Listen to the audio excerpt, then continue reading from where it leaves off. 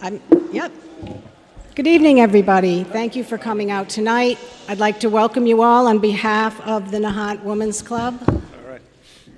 I'm Mia Karina. I'm the president of said Nahant Women's Club. We're doing this debate because we can, and we felt that it was important that all of the issues can be discussed and we can learn about our candidates. So without further ado, we have a very tight 90-minute schedule, and we'd like to get going and allow you to get out of here at a reasonable time tonight. So I'd like to, first of all, thank Wendy Payne for being the force of nature she always is and helping us to get this thing going. Wendy, thank you.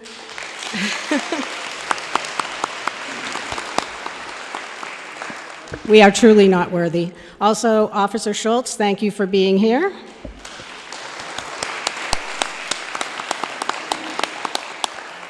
Our timekeeper for this evening is Nancy Carey, a longtime resident of Nahant. Our moderator tonight is Joyce Maroney. Joyce has moderated 2 prior debates, and Nancy has done the timekeeping for them, and was herself a candidate for Selectman, so she knows what it's like.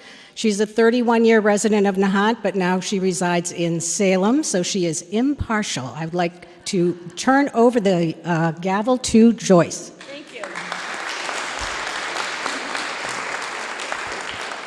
All righty. So first I want to welcome our candidates. As Mia said, I've been in their position before. It is a little bit intimidating for the candidates to get up in front of all of you. So if we could greet our candidates, Josh Antrim,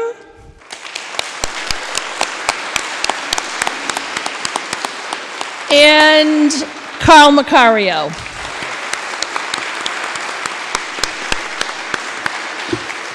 So thank you. I am going to take the first few minutes to run you through how we're going to manage the debate.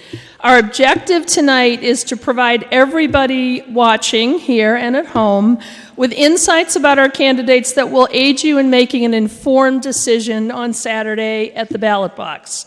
So to that end, we're going to make every effort to give our candidates equal time to provide you with those insights.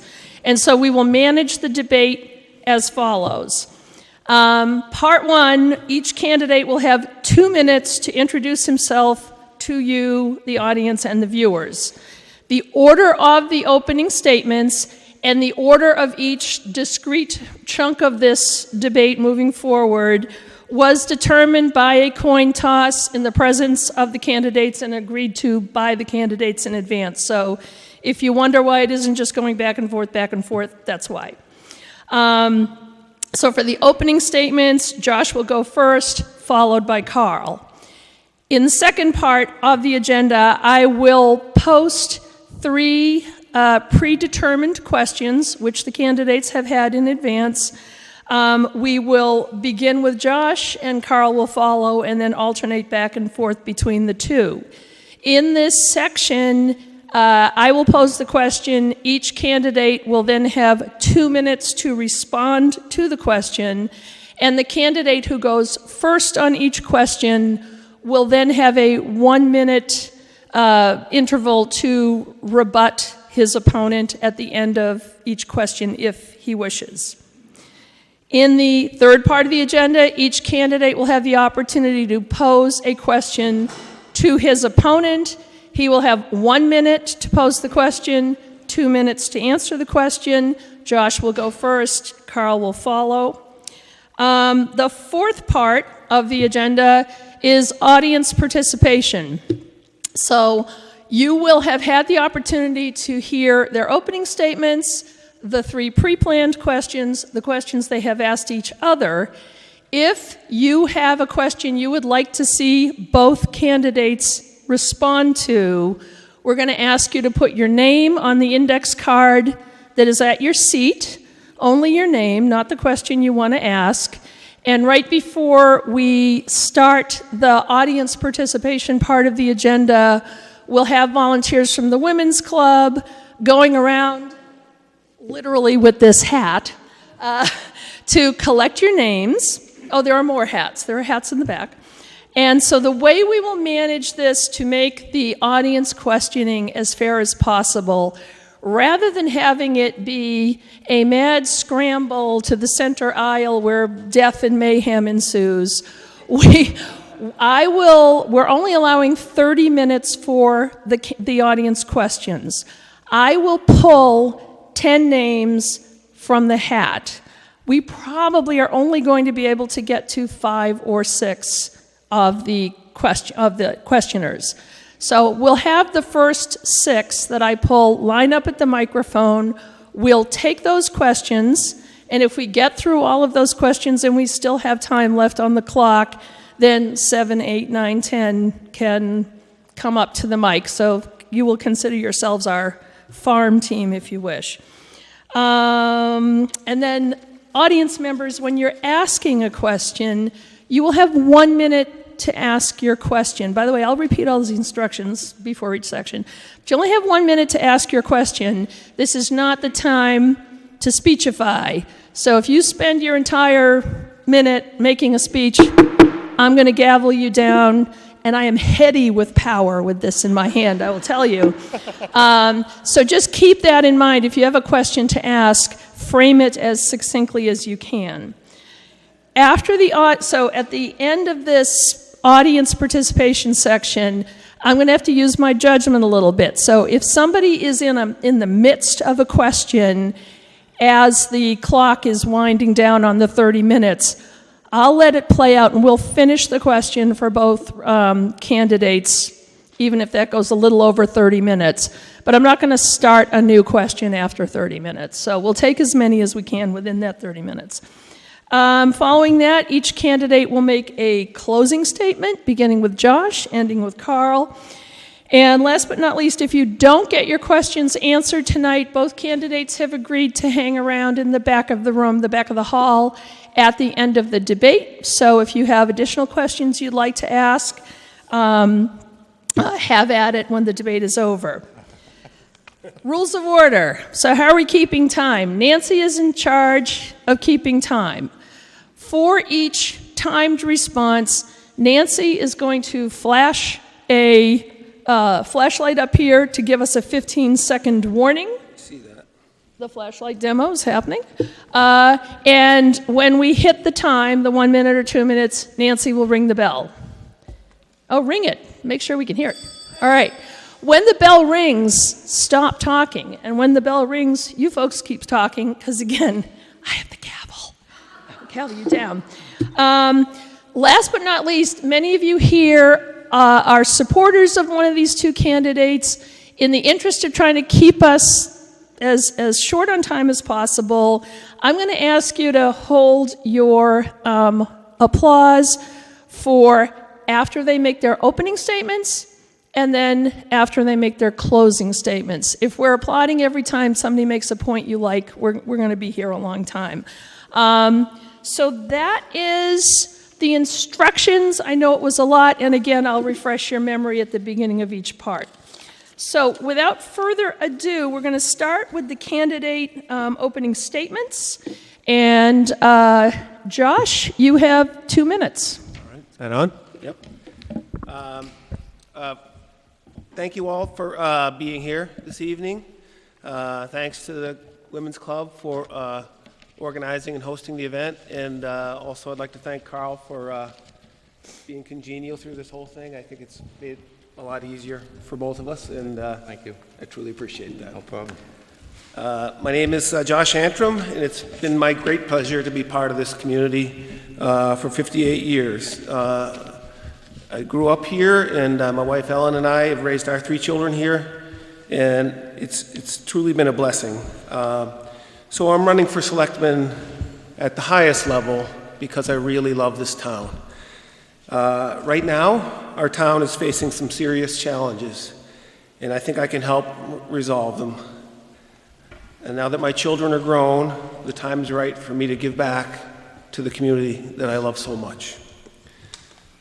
Stretching back 30 years, I have a demonstrated interest and willingness to contribute to our town through various committees. I've been on the Open Space Committee for several years, the Alternative Energy Committee, Johnson School Council, chair of the Nahant Sailing Program for a number of years, as well as coaching Little League and soccer. My professional background is in engineering. I have 37 years of engineering experience, as well as business and project management experience. In particular, I want to point out the project management experience and long-term planning skills would be an asset to the Board of Selectmen here in Nahant. I'm running for Selectman because Nahant needs the kind of help I can provide. Yes, professional and skilled, but most importantly, a fair-minded person who listens more than he talks, is eager to collaborate with all. All right. That's it. Thank you, Josh. All right. This is your opportunity. All right. Let's turn it over to you, Carl. 2 minutes. You can tell I'm older. I got glasses. Real quick, we had an email yesterday about the podium heights. And as long as the podium's not taller than me, I'm happy. So I want to, my mom's home sick, my 80-year-old mother's home with sick, my best campaign worker, she's got pneumonia, so I hope she's watching on TV. Mom, I love you. I want to thank the Nahant Women's Club, to the attendees tonight and those that are watching on TV. As my sign says, my name is Carl Macario. I also want to thank Josh.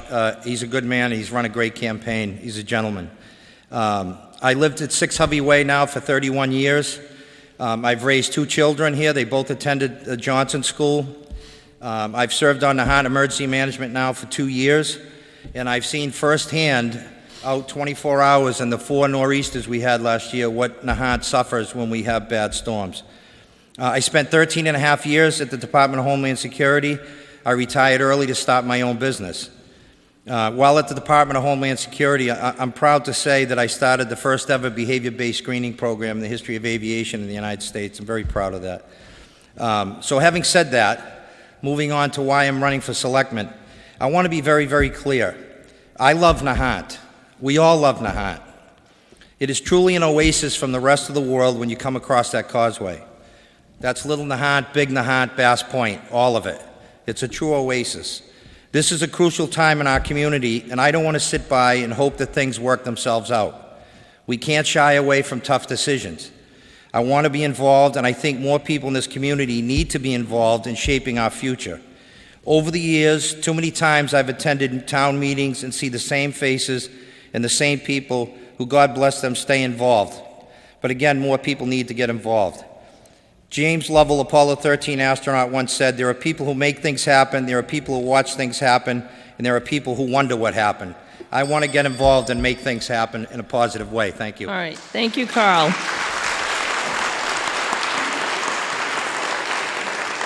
Okay, we're going to move on to the 3 questions that the Women's Club membership asked of each candidate. So, reminder, each candidate has 2 minutes to respond to the question. Whichever candidate goes first in responding to each question for 2 minutes will have 1 minute to rebut, if he wishes, at the end of the second response. So the first question is, the town has incurred huge expenses due to the failure of our infrastructure, especially relating to our sewer system. What steps would you propose as selectmen to handle these failures and reduce our costs in the future? And that goes to Josh first. Okay. Well, the best way to handle failures is to prevent them from occurring in the first place. And the best way to prevent them from occurring in the first place is to have solid preventive maintenance plans in place so that we can avoid these expensive failures. Right now, we have a situation where we don't fully understand the condition of our infrastructure because, unfortunately, some of the preventive maintenance has fallen by the wayside. So we need to restore that preventive maintenance plans. And then the first step we need to make is fully evaluate the state of our system so we understand what its condition is. That way we can identify the urgent needs and address those, and importantly, put long-term plans in place to address things that can be put off. I'm pleased that that process is started. It's in process right now. It's due to be finished in September. So in September, we should have a good understanding of what our infrastructure needs truly are. The good news is sewer systems, water systems are long life cycle systems. That means long-term maintenance plans are conducive for that kind of thing. Different components of our system have different lifespans. Pipes last longer than pumps. Meters maybe shorter than pressurized pumps. So we need to look at the life cycle of these systems and the risks associated with failures of these systems. So we're addressing the high-risk items like pressurized mains properly and utilizing proper planning to prevent expensive emergency repairs and minimize our long-term costs by stretching those costs out over years. Okay. Thank you, Josh. Carl, your turn. All right, thank you. Well, as Josh stated, and I'd like to elaborate a little more, the infrastructure in this town, as most of you people know, has been neglected. It's aging. In some cases, it's just failing completely, as we found last year with the water main break on the Linway. The town has engaged an engineering firm to take a look at the infrastructure, the water and the sewer system. We have mains in this town that are 6 inches that need to be 8 inches carrying water. We have 4-inch mains that should be 6-inch mains, and so on. But the cost of neglecting this over the years, and for whatever reason that it happened, is now forcing the town to look at borrowing and also other sources of revenue to help fix what's going on. Because, as you know, last year it cost us $1.4 million for the water main break on the Linway. And some of the things that I've looked at and that I will suggest to the town is some of the HUD grants, that the community development block grants that actually cover water and sewer. And one of the things I've advocated since the beginning of my campaign is to get a full-time grant writer on a commission basis, so there's no cost to the town, there's no personnel cost, there's no salary, there's no benefit cost. There are plenty of people out there who work on a commission-based fee that they'll apply for every single grant. They'll sit down and go whatever they can for whatever particular town they're looking at, and they get it up anywhere. I think right now it's like a 10%. So if they were to get $1 million, they'd get a $100,000 fee, and the town would get $900,000. So I think we need to look at those type of solutions instead of borrowing if we don't have to. So thank you. All right. Thank you, Carl. Josh, did you have anything you had to say in rebuttal? Just on the grant writing, it's important to note that I don't think commissions can be paid out of the specific grants. Mm-hmm. In other words, that would have to come from a separate pool of money. So that's just something to keep in mind. Yeah, there's ways around that, but okay. Okay. Are we ready for question 2? We are. Yes? Okay. What is your understanding and opinion of the need to pass a Proposition 2.5 override to fund the budget of the town of Nahant? And Carl, this goes to you first. Okay. So I've followed the town manager around, not because I like him, but because he spent time traveling around town at a particular neighborhood meeting and then 2 meetings to discuss the budget issue and what's facing the town and why we're looking at Proposition 2.5 override. A week ago tonight, Jerry Perry, who was the interim town manager for a while, as you know, Brendan Ward, the chairman of the FinCom, and also Tony Barletta got up and explained to us what the situation was in the town. We have a roughly $12 million budget, and we have a $14 million deficit. So Jerry Perry got up, and he spent 32 years at the Department of Local Services, and said, here's the worst case scenario. If we don't approve a 2.5 override in 3 years, the state will come in with a control commission to take over the town, similar to what happened in other towns, Lawrence, Hampton, Mass, with receivership. It's a version of receivership. So Jerry asked me after the meeting, oh, you're a candidate for selectman. What's your position on 2.5? I said, after listening to the three of you, what are our options? See, my concern is the easiest thing to do is run to the taxpayer and beat him over the head for more money. People got to realize 33% of the people who live in Nahant are over the age 70, and most of them are still in their own homes, and they're on fixed incomes. So what do? Do we go out? Where does it stop, the override? In this particular case, I honestly believe, after researching it myself and listening to people that are far more qualified than me, that on this particular instance, we need one. The town is headed for financial trouble, folks. Not just my opinion. People that have spent a lot of years looking into these type of things and dealing with the situation seem to think that's the case. So I don't know how you avoid it. All right, thank you, Carl. You're welcome. Now I'm lost in my, Josh, your turn, sorry. All right. Firstly, the vote for the override is on Saturday, same day as the selectman election.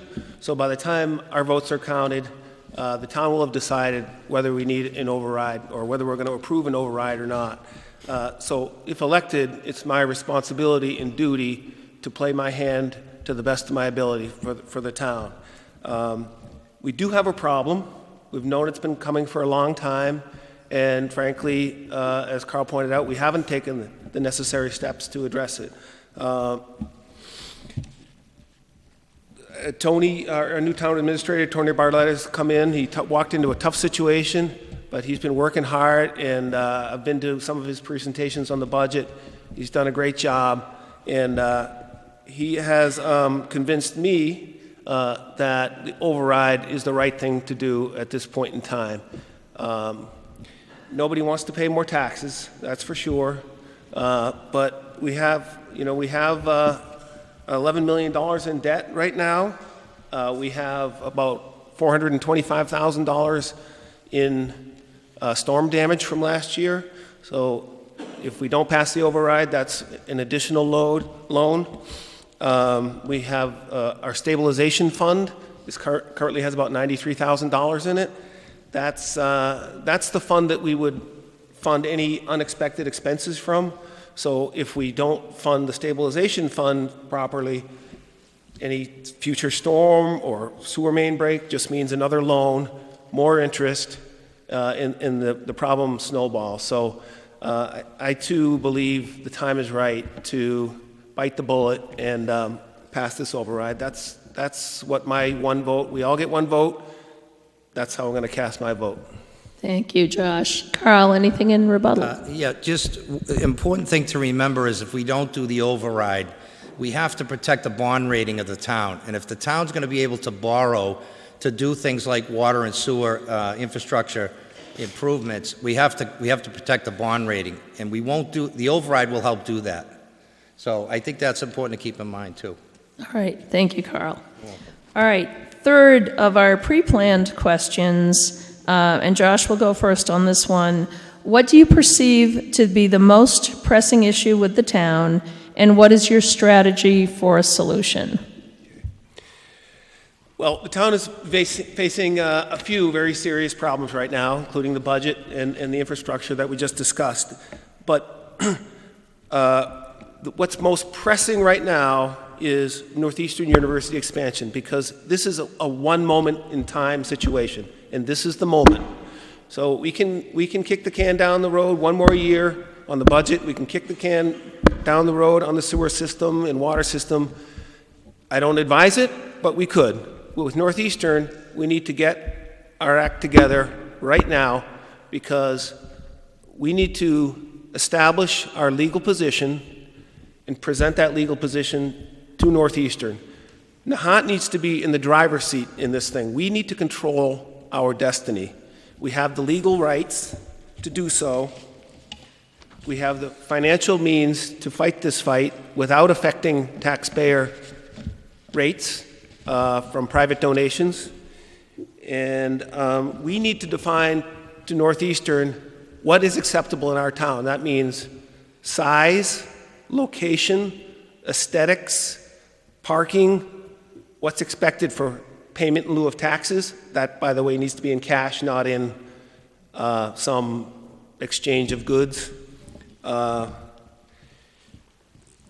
And most importantly, we need to say the rest of the land needs to go into conservation easement, so we're not fighting this exact same battle 5 years from now or 2 years from now. So it's time for Nahant to get on the same page. That means the Board of Selectmen, the Planning Board, the Concom, the Building Inspector, we need to be unified in our approach and set the ground rules for any negotiations with Northeastern. Okay, thank you, Josh. Carl, your response. My response is this. I think, and I'll get to my comments on Northeastern in my closing remarks, but I think the most pressing issue facing Nahant right now is the financial situation. The other issues are important, but we won't have to worry about Northeastern if the town goes into receivership. And I'm not trying to be the bearer of doom and gloom, but as I said to you, spending the last 2 months, month and a half, whatever it was, listening to people who do this for a living and have dealt with towns that have gone into receivership like Lawrence and Hamden and other towns have run into financial problems. So Northeastern will be an afternote, folks. If we don't get the town on strong financial footing, it's not going to matter. All you have to do is go back in history and look at what's gone on with other towns that have gone into financial hardship. Right now, this town can't afford to build anything. The infrastructure won't support it. The water system won't support it. The sewer system won't support it. So Northeastern is important, and like I said, I'll mention that in my closing remarks, but that is by far, in my opinion, only one of the issues and not the issue facing the town. We have a financial crisis. Do you know a month and a half ago I had somebody say to me, what override? What do you mean the town's in trouble? Which is why I go back to my opening remarks that we need to get everybody involved. And God bless all of you who come to the same meeting over and over again in the town hall because you care. Other people need to care. Other people need to come from the town. I can't believe that some people don't even know what's going on in this town. Those are the people who wonder what happened. We need to make things happen, positive things happen, and we need to address the financial crisis facing this town. If you want the same level of police services, the same level of fire services that you get in this town, then we need to fix the financial structure, and we need to make the town strong financially and fiscally. All right, thank you, Carl. Josh, any last comments you want to make? That was a great answer. No. Yeah, nice job. All set? I actually would like to give these two a round of applause at this point for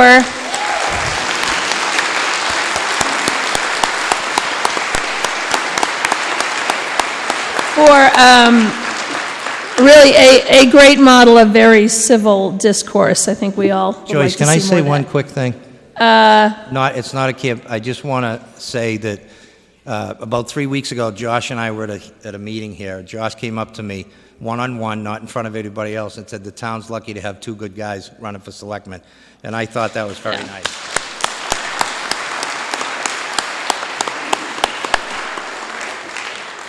All righty, we are going to move on to the next section, which is that each of the candidates has an opportunity.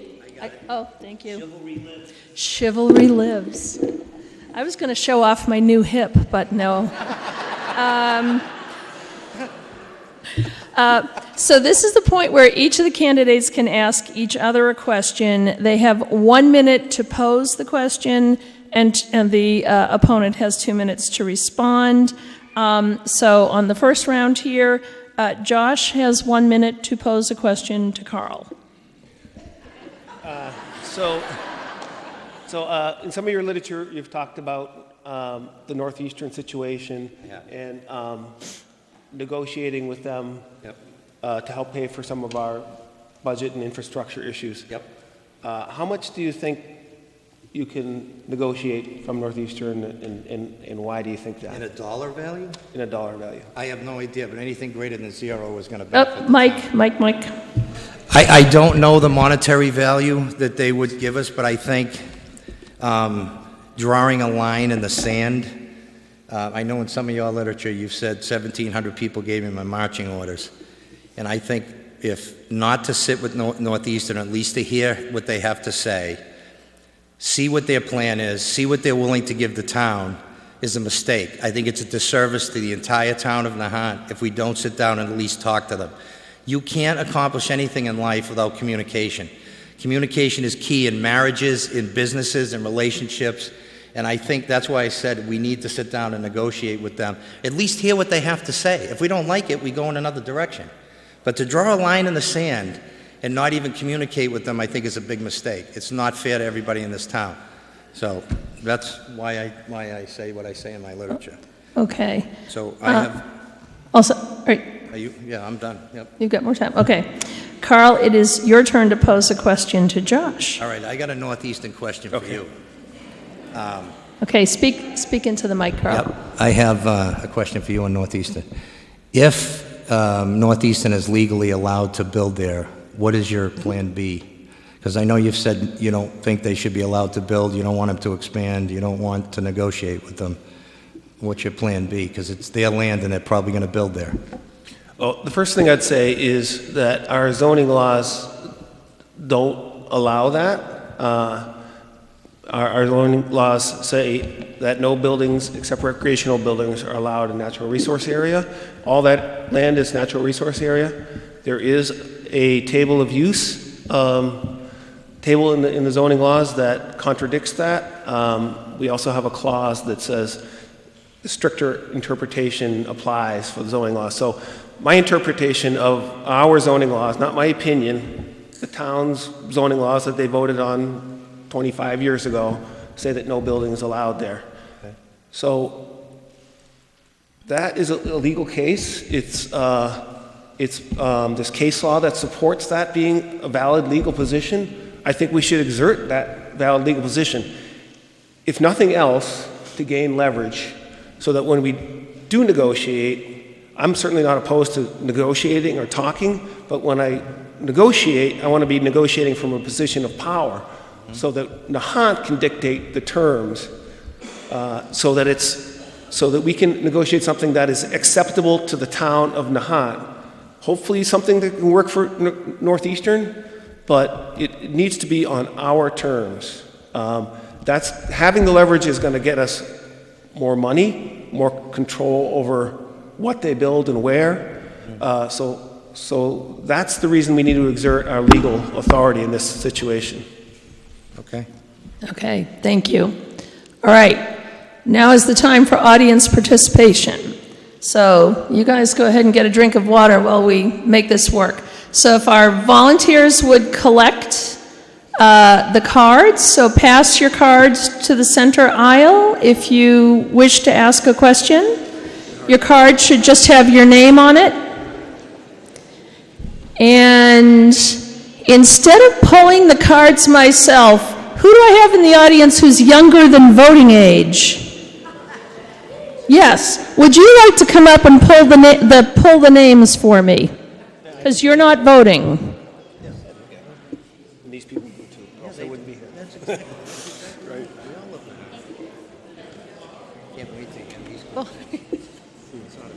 Thank you for participating in democracy.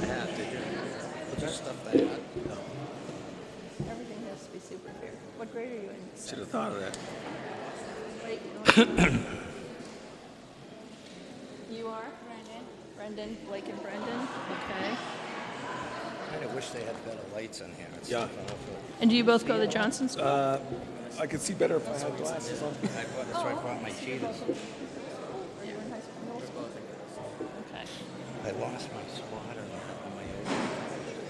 But I ran out of time. I ran out of time too. And you know how many times I put this thing? It feels like to me like you're getting a lot more information out. I'm like, wow, we say way more than I did. Well, you know why? Because I can talk fast. That helps. Yeah, I don't know. Is there anybody who wanted to have their name in the hat whose name is not in the hat? All right.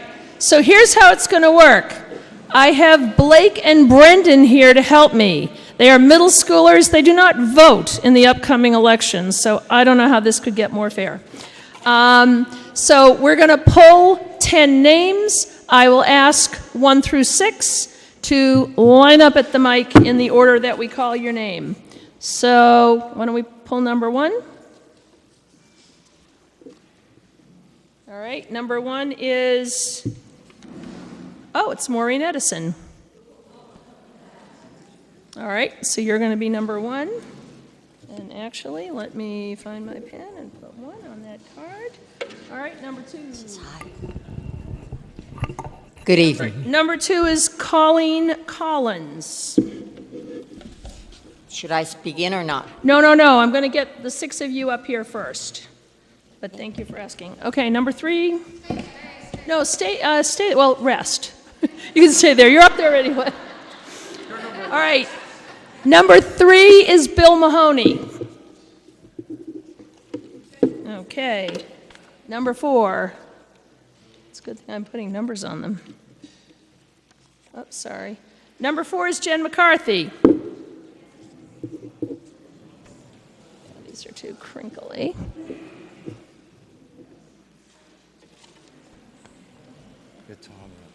Number 5 is Gary Prohorchik.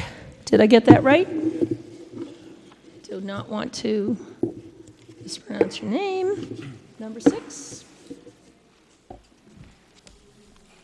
Number 6 is DeWitt Brown.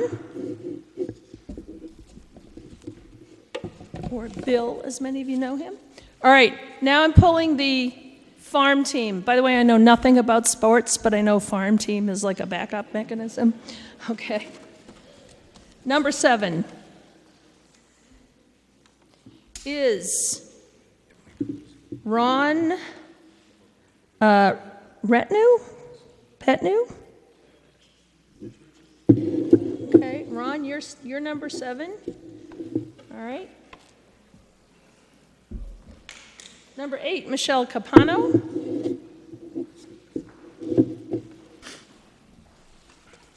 And again, 7 through 10, you can stay in your seats till we need you. Number 9 is Christian Bauda. And number 10, magic number 10, is Frank Guidara. Is number 10. All right. So let me sort. Oh, let's thank these gentlemen for their service. Thank you so much. Take your seats. Let me make sure I have these all in order. And just as a reminder, your question needs to be posed to both candidates. You have 1 minute to ask your question, and at 1 minute you are done. Nancy, I think you're going to have to, turn and to give people the warning. And in this section, first question from Maureen Edison. Carl will respond first, and then Josh. They will each have 2 minutes to answer your question. So, Mo, are you ready? Okay. Mo, you have 1 minute to ask your question. Gentlemen, we've heard some wonderful ideas tonight. If the good Lord came down after the election and promised the winner one accomplishment, and she said, "You'll get it," what would you choose to accomplish as our elected selectman? Okay, Carl, you have 2 minutes. I have 2 minutes. That's a great question. I actually think God did come to Nahant at some point in time because it's a beautiful place to live. But if I had one thing, I would ask that everything in one wave of the hand would be back to its natural state, the parks, the beaches, East Point, everything, and make it the most beautiful place that it could ever be. That would be my one wish. And then there would be no divisiveness over Northeastern, no Northeastern, wetlands, no wetlands. If the Lord came down, I'd say, Lord, make it all perfect. And then he would take off Sunday, because he did. And we wouldn't have any meetings on Sunday or anything. So that would be my biggest wish, that he could wave his hand and all that would be fixed. And there would be plenty of lobster for the lobstermen. Because my next door neighbor was a lobsterman, Mark Irvine. So God bless them. And that would be my biggest wish. Make it all go away and make it beautiful. All right. Thank you, Carl. Josh. My one wish would be that we as a community can put aside any differences, accept the fact that we don't always agree on everything, but focus on all the things that we do agree on, put all that energy into positive ideas and accomplishments, and all work together to make Nahant the wonderful place that it can be. That's it. That was a short one. Thank you. Colleen, you're next. Good evening. Hi, good evening. My question is for Mr. Macario. Yes, ma'am. Your calling card seems to be... Actually, Josh will go first. So every question has to be posed to both candidates, and in this case, Josh's response would be first. All right, now you're making me nervous. How about those Red Sox? Okay, well, Josh, your response, it's not the same question for both. I mean, I get the feeling that Josh will fight to preserve Northeastern from expanding their footprint. So And we I- need I would this like to- framed in the form of a question that both candidates can respond to. Okay, one candidate's calling card is that they plan to work with Northeastern, and Northeastern has been less than transparent. Can you give reasons why you would trust negotiations with Northeastern? Okay, thank you, Colleen. So Josh, you've got 2 minutes. First, I want to say, when I drove home last week, I do what I often do, which is take a little drive around town and take in some of the sights before I pull into the driveway. And as I drove by 40 steps, I looked up at the top of the bunker there, and I thought to myself, one of the biggest things I can do for this town is nothing. And that means when we look up at the top of that hill, that there's nothing there. It's kind of a funny thought, but I felt like it was profound in that particular moment. What was the rest of the question, Colleen? Yes, so I do plan to resist Northeastern's expansion, whether I'm elected or not, quite frankly. I do plan to continue to advocate for Nahant taking a strong legal stance so that we can be in the best position possible to negotiate an acceptable solution. I think once we're in the driver's seat legally, we have the community united that this is against the rules, then we can say to Northeastern, do you want to go to court for 5 years, or do you want to build something that we can both live with? And for me, personally, this is going to be a town decision, but my personal choice would be if you can build everything essentially on the footprint that you now have, maybe it's 30,000 square feet instead of 60,000 square feet. If it's built in a way that blends into the environment instead of tries to dominate the environment, if the parking is done maybe in a garage with vines growing down, a nice aesthetic that blends in with the surroundings, that's something I maybe could live with. Again, we need to put the rest of the property into conservation easement so we just don't keep going through this over and over again. Okay, thank you, Josh. Carl, your response. Sure. First of all, when I said my calling card, to reference your question, my calling card was to work with Northeastern. I was one of the 1,700 or so people that signed the original petition because I was led to believe that they were building a nuclear power plant up there. But since then, when I've looked into it and you take a step back and take the emotion out of it, and what you'll find in me, folks, is I'm a realist. And I stepped back and I said, look, I don't want to see any building up there that's going to destroy the area. Nobody does. You don't. He doesn't. So no one's going to let that happen. I asked somebody a few weeks ago, they said, we need to stop Northeastern. And I said, why? And you know what I got? This is what I got. Because they're going to ruin it. And I said, no, they're not. We're not going to let them ruin it. But you can't get benefits from them to help the town, especially in a financial crisis, if you don't sit down and hear what they have to say. They hired, it's my understanding, because I've looked into this, they hired a company that got a national award for ecologically friendly architectural designs that they're gonna hire to make that area that he's talking about, making it blend in with the landscape up there, to make it more aesthetically pleasing to the town. We need to sit down and talk to them. If you don't talk to them, you can't get anything. And if you don't negotiate with them, you can't get anything. And if we don't like what they have to say, then we go a different direction. But as I said earlier, to draw a line in the sand and say, no, Northeastern, stop them, to me, that's a disservice to everyone in the town. That's why my flyers and my banners and my signs say, for all of Nahant, not some of Nahant. Okay, thank you, Carl. All right, our next question will be from Bill Mahoney. Hi. Hi, Bill. Josh first. Oh, go ahead with your question, sorry. Okay, my question pertains to, well, 2 days ago, I was putting my boat in, my lobster boat in. That evening, it rained probably 2 inches in town. 2 years ago, we had a huge storm, and it was terrible to see the town for 2 weeks, 3 weeks, inundated, all the wetlands. And it's probably the biggest issue in town is how are we going to square that away for the people who live in the wetlands? In August, we had a vote. It was a close vote on the wetlands bylaw.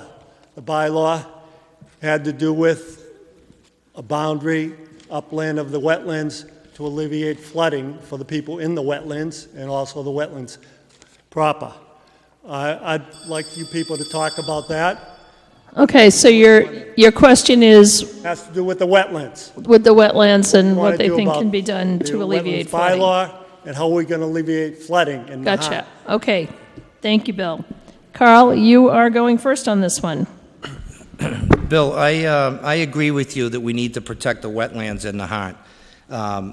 My problem with this is, and I'm still learning about it, is how do we go about doing that? Because you have people up in high areas that are flooding low areas, but are not in certain zones in the town. And the wetland bylaw that I think you're referring to, again, I'll be very honest with you. I had a big issue with the intent of the bylaw. And if I can back up a little bit, Nahant's a rocky coastal community, so I think it's a little bit disingenuous to compare us to other communities that have marshlands and inlets and things like that. But having said that, I agree with you, we need to protect the wetlands. The bylaw, there needs to be a bylaw. I don't know if it's this bylaw that we need. And I got to tell you, reading the FinCom report, you have a FinCom committee that's headed by an attorney and very knowledgeable people. And what bothered me, quite frankly, is when people came out publicly and you had elected officials, never mind other people, publicly stating that this wetlands bylaw that we have currently was used to, quote, stop Northeastern, and it, quote, didn't work, so we need to repeal it. But we put 200-plus households in a buffer zone that weren't there before. I have a big problem with that. That's not fair to the rest of the community and the people that are in that buffer zone. When you come out, the intent to me was wrong. When you come out and say, well, we tried to stop Northeastern with this wetlands bylaw and it didn't work. I mean, you had a sitting selectman say that at a selectman's meeting on February 14th. We need to repeal it because it didn't work. And, oh, you 250 people are in the zone? Sorry. I don't like that. It bothers me. It's not fair. Okay, thank you, Carl. Josh, your response. Well, the wetlands bylaw is certainly a controversial topic.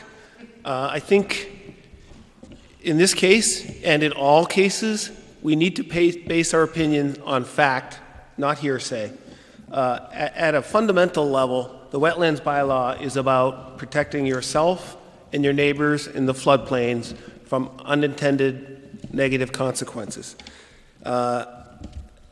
My campaign is about moving forward from today into the future, not looking back at, past and, focusing on grudges or slights or perceived slights. I do understand that some are concerned about the timing of the vote, how hot it was, how close the vote was, who advocated for the law and who was opposed to the law. I think we need to let go of those things and base our opinion on the value of the law. So I'd encourage everybody to take some time to learn about the law before they cast their vote on Saturday. There have been 2 presentations by the Concom, very good presentations. In case you weren't able to attend, here are some of the highlights. There is no impact on flood insurance. This is some of the misinformation that's been floating around. There's no impact on flood insurance for this bylaw change. Flood insurance is based on FEMA maps and zones. You can still maintain your yard, and in fact, One of the initiatives that Selectman Burrell has been advocating for is this community point system from FEMA. FEMA advocates for towns having a wetlands bylaw. In fact, you get points. You would lower your flood insurance if we collect the points for having a bylaw in place. All right. Thank you very much, Josh. All right. Another prior selectman candidate, Jen McCarthy. What is your question for both candidates? I was going to say, when I ran for selectman 9 years ago, I think it was the first time that we did a debate like this, and so I wanted to thank you both for doing this. I know I wanted to throw up all afternoon preparing to be up there and speak to the townspeople. So I think you're both doing a great job. Thank you. Our town runs with a lot of committees, and if it wasn't for the people who volunteered their time for these committees, our town wouldn't run the way it does. And so sometimes within these committees, there isn't always a consensus. And I am wondering if you could give examples from your past when you've had to work in a group where there's maybe not a consensus and or with an unsupportive team, and how did you solve that problem? Thank you, Jen. Josh, you're first on this one. Well, first of all, yeah, it's not uncommon to not have consensus on any committee. That's the purpose of having a committee. Certainly in my job, engineering is very often the case where there's disagreement about the approach to a solution to a problem, but in the end of the day, you got to all get together and talk about the differences. And in engineering, we're kind of lucky because it's generally fact-based as opposed to opinion-based. But you have to lay out your case and try to convince the other folks to go see your point of view. I think I do a really good job of making sure I take the time to understand someone else's point of view, so I can see things from the other side of the coin. That's I guess a daily occurrence in my line of work, is working with different groups that have opposing views, whether it's the manufacturing guys want to have looser tolerances on the part to make the part cheaper, and the engineering guys want to make the stricter rules. That's a daily part of my life, and so far I seem to be getting the job done. Thank you, Josh. Okay, Carl, same question for you. Okay, thank you. Well, 13 and a half years at the TSA in the Department of Homeland Security.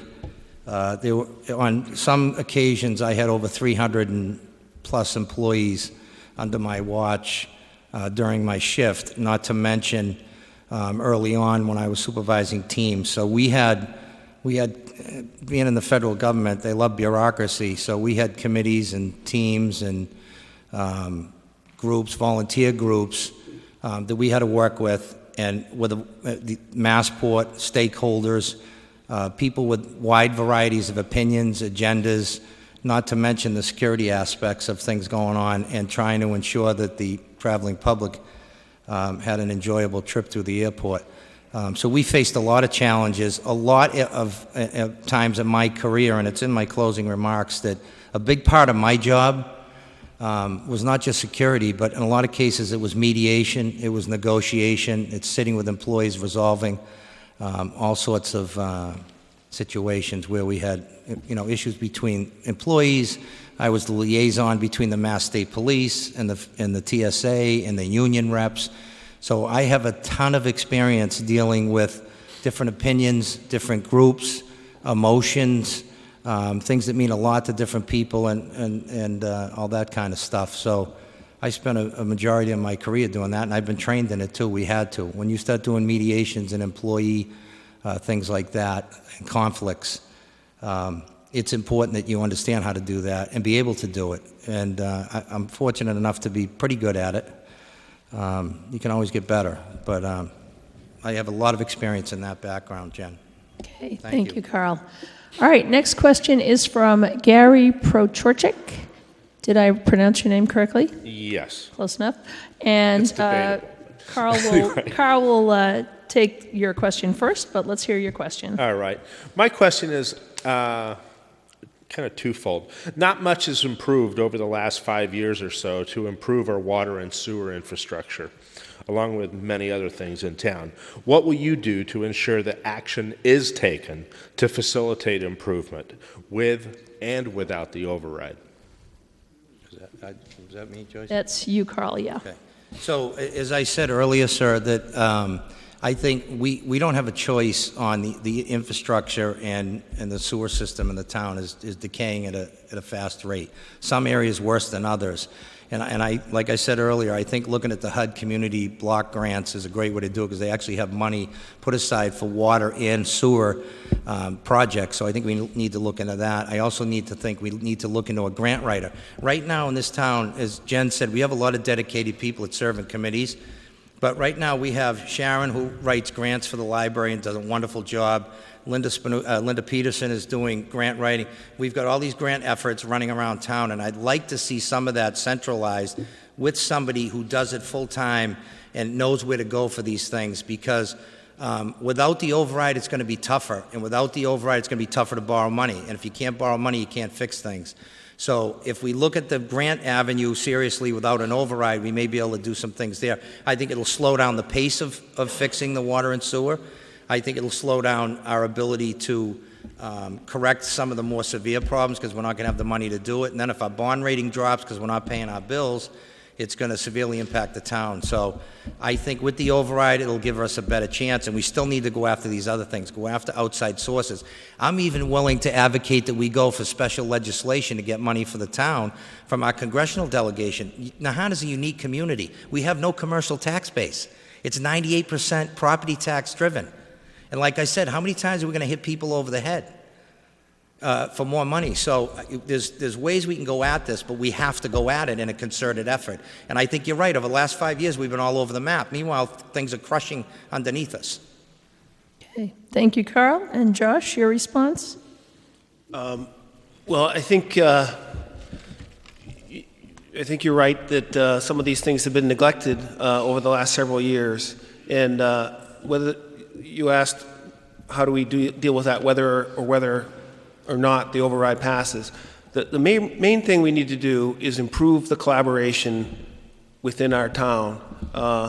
The Board of Selectmen need to take a lead in making sure they're connecting with these important committees that are doing a lot of good work instead of having various committees working independently and not collaborating for effective results. So, for example, I was pretty shocked when I went to a FinCom meeting a few months ago and Tony Barletta came to present a proposal for the override, and the question was raised, have you been meeting with the Board of Selectmen over the course of the year? And the answer was they hadn't met with them once. So that kind of thing needs to change. This has to happen throughout the year, so we don't get to the end of the year and suddenly we're on polar ends of the spectrum on the budget. It should be you get to the end of the year and you're all on the same page and you're not wondering what's going to go on the warrant. So similarly with the wetlands, you know, it pains me to give you this information, but the Concom people said that the Finance and Advisory Committee never met with them and asked for the facts about the wetlands, nor did the Board of Selectmen, yet they both opposed the wetlands law. I don't understand how you can oppose something that you're not informed about.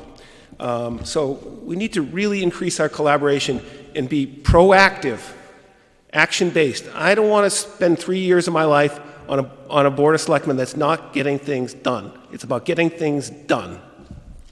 Okay, thank you, Josh. Thank you. Okay. Thank you for the question. Next question is from Dr. Brown, and please pose your question. You both, I assume, have read the warrant. Could you both discuss the FinCom recommendations on the number 27 article? And can you refresh our memory on what is the number 27 article? Wetlands. Is this the wetlands bylaw repeal? Okay. So Josh, can you take that first, Okay. please? Well, an earlier question was about the wetlands, so I think I articulated some of the facts about that. But I'll just kind of continue with that thought. One of the things to know is that Nahant is not an outlier in having a wetlands bylaw. In fact, almost all of Massachusetts coastal towns have a wetlands bylaw. In fact, all the towns north of Winthrop to the New Hampshire border, with the exception of Essex and Salisbury, have a local wetlands bylaw. All the towns south of Boston, with the exception of Hull, all the way down to Cape Cod, Nantucket, and Martha's Vineyard, all have a wetlands bylaw, local wetlands bylaw. It's encouraged by FEMA. It's designed to protect your neighbors.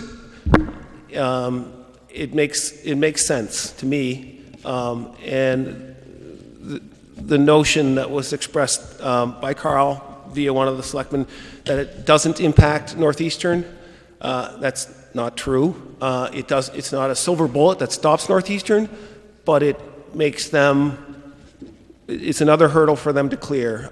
It's important to keep in mind that they need to go through Planning Board and Concom. But, so another factor to think about is that, we are very vulnerable to storm damage here. And as Carl's been pointing out, rightly so, we need to be pursuing grants at every opportunity. One of the things to keep in mind is we're going to be looking for grants to help protect our community from rising sea levels and increased storms. And I don't think it's going to look good to the grantors to be the town that just repealed their wetlands bylaw before they gave it a chance. So all I'm asking people is give it a chance. If it fails, you can repeal it in another year, or if there's parts of it that need changing, we can do that. Okay, thank you, Josh. Carl, same question? Okay. I don't know where to start, but you mentioned earlier about misinformation. Look, one thing I'm going to tell everybody in this room and everybody listening on TV, one thing I don't lack is passion. And I get passionate about things when I hear, you just admitted that the bylaw somewhat impacts Northeastern. And I said to you, and I said this earlier, when people publicly admit that they passed a bylaw to try to target an entity at the expense of other residents of this town, that's wrong. Okay? I think it's wrong.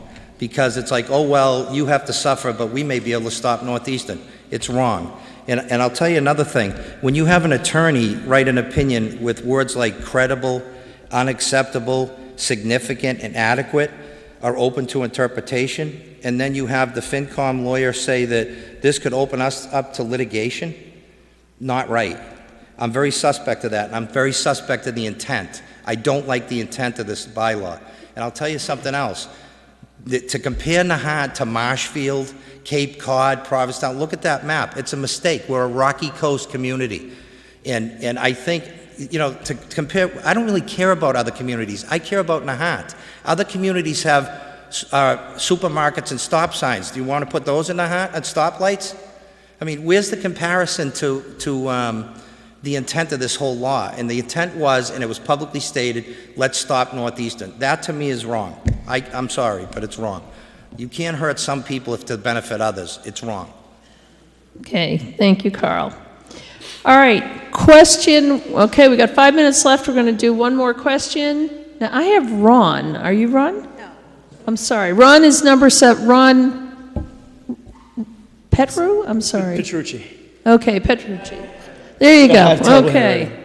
Ron, your question. Northeastern is also obviously a hot button for this conversation and for the town in general.